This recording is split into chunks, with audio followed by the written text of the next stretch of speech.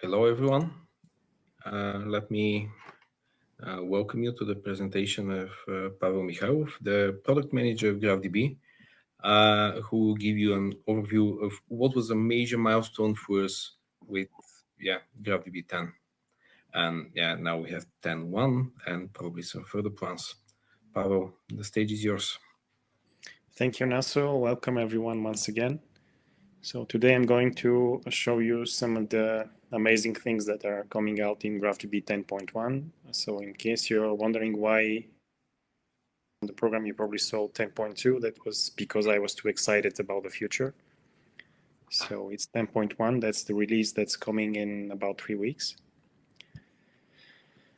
So with this release, first of all, we wanted to finish some of the new cluster work that we couldn't finish on time for 10.0. So if you're not familiar with GraphDB 10, we redesigned the cluster entirely. Today, I'm not going to talk about the cluster because it has already been shown. So I'm going to show you new things that have never been shown before. But just so you should know, in GraphDB 10.1, there are some cluster improvements as well.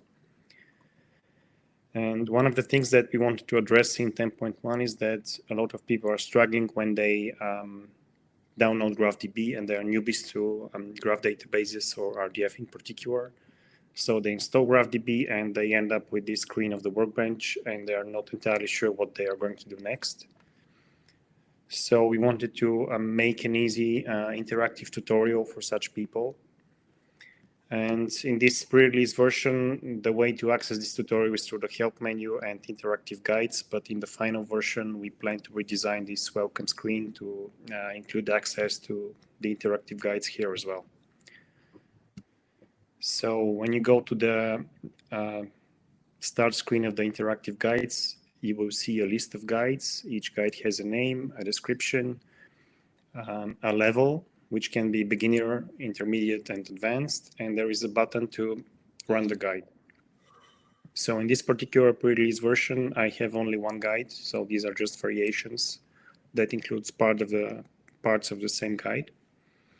And this single guide is using the Star Wars dataset and is designed for beginners. So when you start the guide, you will see dialogues such as this one that tell you what's going to happen next or ask you to do a particular action, and the remaining of the workbench will become darker, and you won't be able to click elsewhere besides the active areas. And those little windows tell you, first of all, this one tells you that we are going to use the repositories view to create a repository. And in the title of each such dialog, you will see the name of the action that you're doing. So in this case, it's create repository, and this is the progress of the action. So to create a repository, you have to perform 8 different steps in this interactive guide. This icon here tells you that this particular screen provides information, so you don't have to do anything in the workbench itself other than clicking on the next button to continue the guide. And before each such major action, such screens will be shown that tell you what's going to happen next, as well as give you an overview of what the particular view of the workbench is used for. So here we press the next button, and in order to create the repository, we first have to click the setup menu. So in each of those steps of the guide where you are supposed to click with the mouse, they are marked with this icon here, and if you point, you'll see that the expected action here is to perform something with the mouse. You can either click the active element that's highlighted in the workbench or press the next button. So it's up to you what to do. And I recommend you click the actual area in the workbench, because this way you'll be actually doing essentially exactly the same thing that you'll be doing if not using the guide. And then once the setup menu opens, you have to click repositories. And then you reach the repositories view. And in order to create a repository, you have to click the create new repository button. Then you have to choose the type of repository that you want. In this case, we want the GraphDB repository. So these two are not important for beginners. So you can ignore them for the time being if you're a beginner. But maybe in future, we'll have other guides that show how to use them as well. And in order to create a repository, the minimum information we have to provide is the ID of the repository, which must be unique within the same GraphDB installation. So in this particular case, we suggest using Star Wars as the repository ID. And here we see a new icon. It tells you that this step expects the user to provide some inputs by typing or pasting a piece of text. So here you can either type Star Wars or press the next button. I'll press the next button just to show you that it will enter Star Wars here. Then you can choose the rule set for the repository. For this particular guide, it's using the default rule set. So there might be future guides that focus on using different rule sets, but this one uses the default one. And then the final step of creating a repository, as you can see here, it's step 8 of 8, is pressing the create button. So the repository was just created, and as you can see, it's shown here in the list. So the next action that you have to do in the guide is to connect to this repository. And you do that by pressing this drop-down up here, and then clicking on the repository that you want to connect to. So now you have connected to this repository, and the next series of actions will enable the autocomplete index, which is a very useful thing to do if you want to use the workbench, because in many different views, such as the visual graph that you're about to see later and the SPARQL editor, you can use it to autocomplete different IRIs that you otherwise would have to type the whole thing. But by using autocomplete, you only type part of the IRI and it will do the rest for you. So just for a second, this is all about making it five times easier for the people to use all these features that are part of GraphDB, many of them for many years, which, for novices with the product would be really, hard to find, and it would take time, and we need the documentation. And now instead you have this like wizard style interface that puts what would take otherwise take an hour into 5-minute exercise, right? Yeah, so instead of nowadays people are not so keen on reading, this could have been just a document that people would read and then do the actions themselves. But modern people prefer to instead use interactive things or watch videos. And I think this is even better than a video, because you're not only seeing what's happening, you're actually being led to do it yourself. Well, this is one feature of the most popular property graph engine that I want to have in GraphDB for almost 10 years, and now we have it. Thank you. Go ahead. Do we need to show all the details for each of the steps? Yeah, I think it will be good. I can go a bit faster through some of them, so we have enough time. Because, So to enable the autocomplete, you basically go to the view and click this thing here that enables the index. You wait a short while for index to be done. And then the next series of steps is about importing data into GraphDB, which is done by clicking on the import main menu here. And in order to import data, you must have the data beforehand. So in this particular case, we provide the data as a download as part of the guide. So if you click here, it downloads the file. And then when you continue with the guide, it will ask you to choose the file that you downloaded.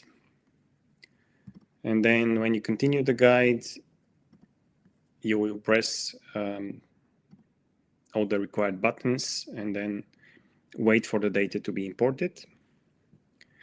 And now we reach the fun part, which is if you're a beginner to RDF, I think pushing you straight into SPARQL might be confusing and put you off. So we decided to make the beginner guide show the visual graph instead, because it's shows data in a visual way, which even if you don't know any query language such as SPARQL or even SQL, you can still understand what's going on. And it guides you again through the menu to reach that functionality. And here we will see the this autocomplete index that we enabled previously. So if I start typing here, so the guide here tells me to enter LU in the box. And when I start typing, it will offer me completions here in the list. By typing LU, I narrow down the list to 2 items, Luke Skywalker and Luminara Unduli. And so I click next, and it asks me to click on Luke Skywalker here.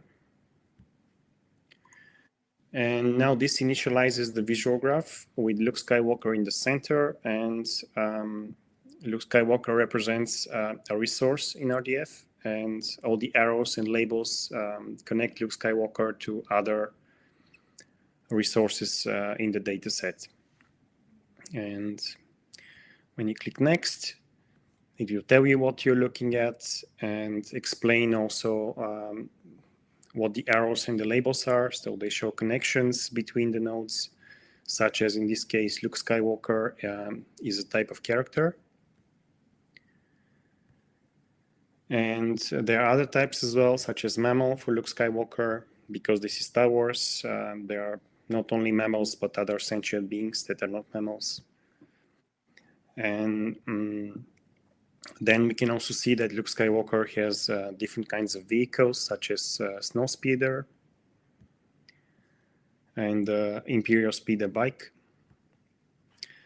And if you want to, so this particular visualization shows only the resources, but data also has literals, so things such as strings and numbers. And if we click on a node, we get this nice little table here that shows you the rest of the data that's not present in the visual graph. And we can see the types of the node that we clicked. In this particular case, A New Hope has only one type. It's a VOC film. And if you scroll down, you can see other properties such as the episode ID. In this particular case, it's the 4th number in the series of Star Wars. And you can see the release date. So 4th is a bit relative in Star Wars because it was the first film to be released. And then you continue with the guide, and it will show you how you can expand the node by double-clicking on it. This will show the nodes that are connected to A New Hope, as well as keeping all the previous nodes that were already shown. And in this particular case, it shows, for example, C-3PO.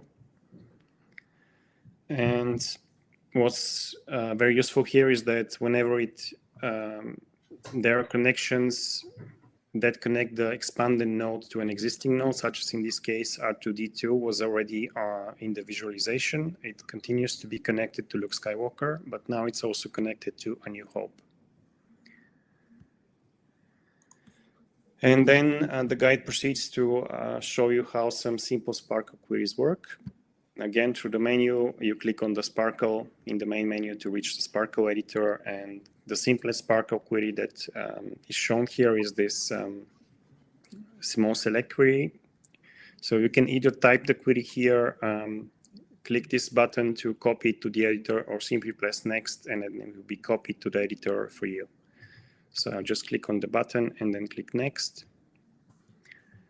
And then in order to run the query, you have to press the run button here or press the next button. And then it will show you the results, give you some explanations at what you're looking.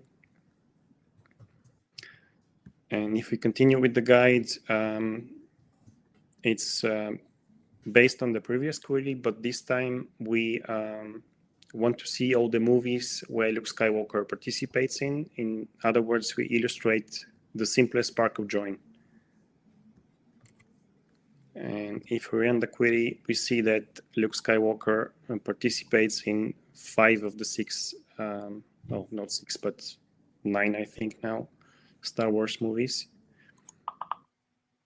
And again, you see an explanation that tells you what exactly you see in the result based on the query that you just run.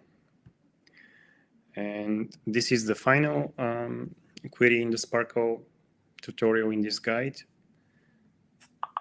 We want to see not only the movie name, but also the release date, and then order the movies by their release date. So we extend the join a bit, and we add an order by clause to the previous SPARQL query. And there we see the same as before, but now we have an additional column, the movie release date, as well as the release date in that column, ordered by that column. And that concludes the introductory guide to using GraphDB and the Workbench. So that was everything for the beginners, but we not only have beginner users, we also have very powerful and advanced users. And for those of them, we decided to focus on extending SPARQL with useful functions that were either implemented by other vendors, such as, for example, some functions that were available in Jena, or some facilities that we thought would be useful and they're not available exactly the same in any other vendor. And in order to show these, I'm going to create another repository and call these Star Wars Big. And I'm going to connect to that repository. So that's another way to connect to a repository, not using the dropdown here. And I'm going to upload the Star Wars Big dataset. It's just like the dataset that we used for the easy guide, but this one has multilingual data, which I will need to show you some things. So now we have this repository, and what we want to do is show this simple SPARQL query. It's essentially a very simple full text search mechanism. If you already know the GraphDB connectors, it's similar to that, but the main difference between the simple full text search and the connectors is that the connectors focus on entire documents. So an entire document, for example, would be Luke Skywalker, who has the name Luke Skywalker, participates in this and that film, is from that planet, and so on and so on. While the simple full text search focuses solely on the literals without their context. And in this particular query, we select all the triples in the repository, and we perform a full text search on the object position. And we want to search for literals that have leader in them, according to the full text search. And when I run the query, I get such triples, for example, the 6th film of Star Wars, and through the predicate opening crawl, and this the literal that describes the opening crawl has leader here. So this is very easy to use, very intuitive, and doesn't require you to create anything. For example, for the connectors, you have to describe the data model of the documents that you want to index. So this uses Lucene behind the scenes. And out of the box, there are 2 different indexes here. This is the default index that just searches things. And if, for example, I enter the word film here, I will get a lot of literals that contain film in many different languages. So this just uses the default analyzer for Lucene and indexes all literals. And we also have another index that's called IRI, and it indexes only IRIs, but in a way that allows you to do prefix searches. So, for example, if you want to find all the IRIs that start with a particular string, such as this one, and you have to have star at the end in order to mark this as a prefix search. And if you execute this query, you get IRIs that start with swap equal resource film /. So this is very useful to find the IRIs that are in a particular, not even namespace, because you can do it, for example, like this. It's just a prefix search in IRIs. And to illustrate similar to this one, but a bit more complicated to configure and use.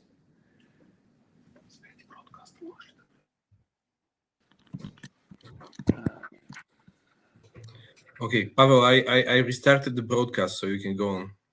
Okay, so you see me and you hear me now, okay? Yes. That's something with the platform. Sorry for this. Yeah, so what's the last thing that you got from me?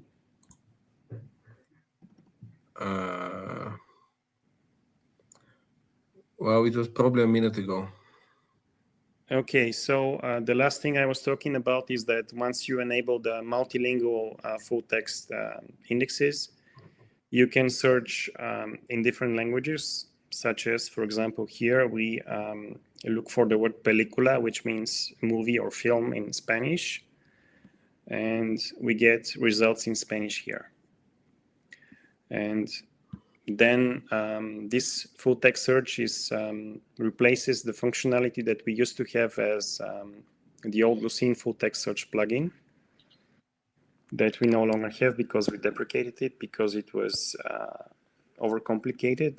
And now we can say that everything that was possible with the full text search plugin that we had before, the simple things are suitable for this new full text search functionality, and the more complex tasks are more suited for the GraphDB connectors.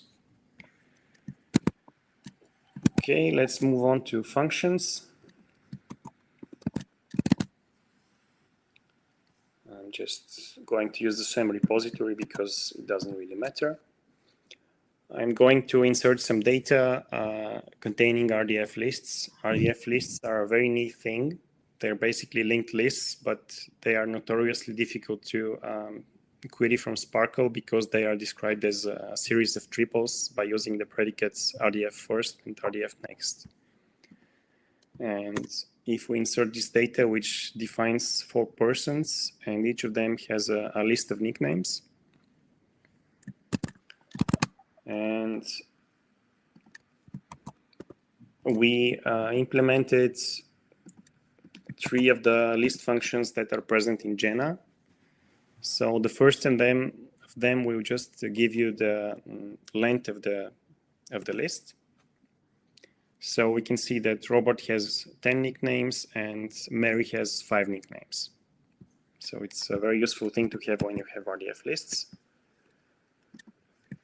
And then the next function is member. And member will basically enumerate a list. So in this particular case, we get each of the persons as well as each nickname for that person. And if we put a constant here or a bound variable, we can simply ask which person has the nickname Bob, which would be, if not using such a function, would not be trivial to do with standard SPARQL. And the last function is index, which is similar to member, but it will bind 2 variables, the index and the nick, so or the element of the list, as you can see here. And again, we can say Bob here and see that Robert has this nickname, and it's the 3rd because the index is 0 based. The 3rd nickname for Robert.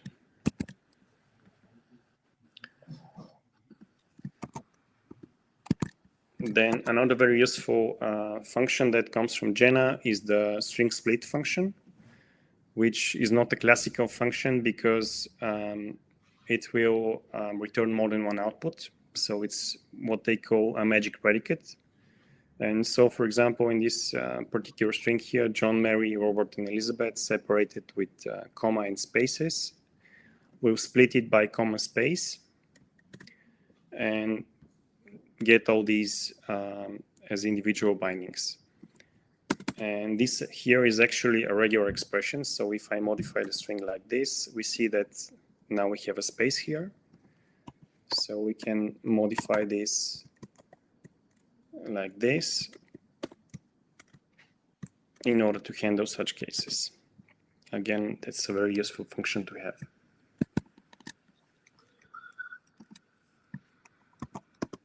And another function that comes from Jenna is the SPRINTF. SPRINTF is a function that exists from the early days of Unix.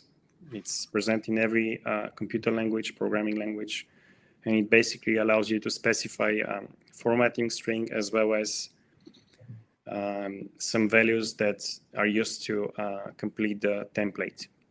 In this particular case, again, we have all these persons. And by calling the function, we can construct strings like this. And since we are running out of time, I'm very quickly going to show you. Yeah, actually, people have to jump onto the next session. So. Okay, just so one sentence. The other new functions that will be there are aggregates. So SPARQL has things like average, min, max, and so on. And we added additional ones such as standard deviation and variance. Okay, wonderful. This on the bigger picture, you see that with 10.2, we do a lot of steps to make the life of the software developers and the data people easier by making it easier to start with GraphDB, but also to do more complex things. And we took the best of other tools. So thank you, Pavel. Yeah. You can reach out to Pavel through the platform. Yes, so all the queries and data will be sent to you after the event.